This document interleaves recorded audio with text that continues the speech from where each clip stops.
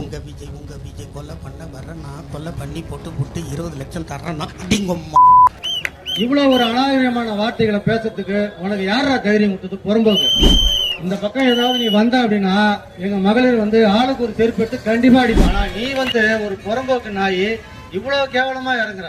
அது இல்லாத உன் கொண்டாட்டி ஒருத்தி சேலத்துல இருக்கிற பாரு சுஜாதா. உங்கள் அனைவருக்கும் என்னுடைய மதிய வணக்கத்தை தெரிவிப்பதில் பெருமகிழ்ச்சி அடைகிறேன். பிறப்புக்கும் எல்லா உயிர்க்கும் இதன் அடிப்படையில் தளபதியார் நம்மளை நல்வழிப்படுத்துவதற்காக இந்த இயக்கத்தை தொடங்கி 3ஆம் ஆண்டு அடியெடுத்து வைத்துக் கொண்டிருக்கிறோம். இந்த சூழ்நிலையில் ஒரு சில புல்லுரிமைகளை பற்றி சிறு வார்த்தைகள் பேசலாம் என்று இருக்கிறேன், மாவட்டத்தின் அனுமதியோடு. இத்தனை வருஷம் அரசியல்ல 75 ஆண்டு காலம் அரசியல் பண்ணியிருக்கிறாங்க. கலைஞர் கூட பேசாத வார்த்தை, மு.க. ஸ்டாலின் அவர்கள் பேசாத வார்த்தைய ஒரு புறம்போக்கு பேசுது. தளபதியை எனக்கு பிடிக்கும் அப்படின்னு சொன்னா பனையூருக்கு போங்கன்னு சொல்லுது. நம்ம கட்சியில இருக்கிற மகளிர் அத்தனை பேரும் அந்த ஆளுக்கு பொண்ணு வயசு இருக்கும். அப்ப 75 ஆண்டு காலமா அவங்க கட்சியில இருக்கிற மகளிர் பூரா கோபாலபுரத்துக்கும் அறிவாலயத்துக்கும் போனாங்களா? நீங்க எல்லாம் சத்தியமா சொல்றேன், அவனை பாத்தீங்கன்னா ஆளுக்கு ஒரு தொடர்பு எடுத்து அடிங்க. டீசெண்டா பேசணும் அப்படின்னு சொல்லிட்டு எவ்வளவு கத்து கொடுக்குறாங்க. இவ்வளவு ஒரு அநாகரிகமான வார்த்தைகளை பேசுறதுக்கு உனக்கு யாரா தைரியம் கொடுத்தது? புறம்போக்கு இந்த பக்கம் ஏதாவது நீ வந்த அப்படின்னா எங்க மகளிர் ஆளுக்கு ஒரு செருப்பெடுத்து கண்டிப்பா அடிப்பாங்க. இது உண்மை. கண்டிப்பா. ஏன்னு கேட்டா ஒரு அரசியல் நாகரிகமா பேசுங்க. கலைஞர் அந்த மாதிரி பேசுறது கிடையாது. அவர் ஒரு இலக்கியத்தோட திட்டுவார் ஒருத்தர். ஏன்னா தமிழ் படிச்சவர், திட்டனா கூட ஒரு இலக்கியத்தோட திட்டுவார்.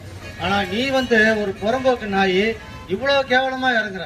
அது இல்லாத உன் கொண்டாட்டி ஒருத்தி சேலத்துல இருக்கிற பாரு சுஜாதா. அவன் பொண்டாட்டி சேலத்துல இருக்கிற சுஜாதான்னு அவ இதை விட கொடுமையா பேசுறான். அவ பொம்பளையானே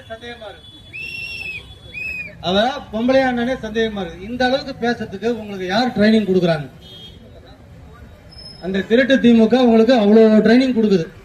எங்க பசங்களுக்கு பேச தெரியாதுன்னு நினைக்காதீங்க. எல்லாருமே 45 வயசுக்கு உள்ள இருக்கிறவங்க. 70 வயசுலயே உன்னால இவ்வளவு தூரம் பேச முடியுதுன்னா எங்க பசங்க திறந்து விட்டா என்ன பேசுவாங்கன்னு தெரிஞ்சுங்க.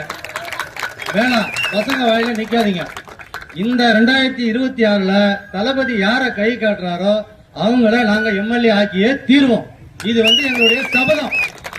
இது நம்மளுடைய சபதம். இது என்னது? நம்மளுடைய சபதம். கண்டிப்பா இருக்கிறோம். தளபதி யார காட்டுறாரோ அவங்கள நம்ம எம்எல்ஏ ஆக்குறது நம்மளுடைய கடமை. இதை விட முக்கியமான விஷயம், நீங்க இருக்க போறது இன்னும் கரெக்டா 2 மாசம் இருக்குது டைம். ஒரு வீடா போங்க, ஒரு தெருவா போங்க, ஒவ்வொருத்தருக்கிட்டையும் கேன்வாஸ் பண்ணுங்க. அவன் வண்டியா எடுத்தாந்து கொட்டுவான் ஊர்ல. ஏன்னா அவங்ககிட்ட இருக்குது. நம்ம ஒன்றிய செயலாளர்கிட்டயோ இல்ல நம்ம மாவட்ட செயலாளர்கிட்டயோ நம்மளையோ யாருக்கிட்டையும் பணம் கிடையாது. நம்ம கிட்ட இருக்கிற ஒன்னே மக்கள் சக்தி, ஜனநாயகம் மட்டும்தான். நம்ம கிட்ட இருக்கிற சக்தி மக்கள் சக்தி, ஜனநாயகம் மட்டும்தான். ஜனநாயகத்தாலே அடிப்போம். கண்டிப்பா 2026 வெல்வோம். தளபதி ஆட்சியாளர்களை உட்கார வைப்போம். நன்றி, வாழ்க வளமுடன்.